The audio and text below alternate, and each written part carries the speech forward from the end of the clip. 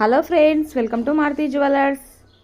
చూడండి friends, iron తోటి ఇలా జ్యువెలర్ అనేది తయారు చేస్తారు. మాట్నీలకి కొండీలు ఇలా అతికిస్తారు. కమ్మలకి బ్యాకు స్క్రూ బ్యాక్ ఉంటాయిగా, ఆ గొట్టాలు ఇలా పెడతారు ఫ్రెండ్స్. క్లారిటీ కోసం అయితే నేను ఈ వీడియోలో చూపిస్తున్నాను. చూడండి, హ్యాండ్మేడ్ కలెక్షన్ ఇలా తయారు చేస్తారు ఫ్రెండ్స్.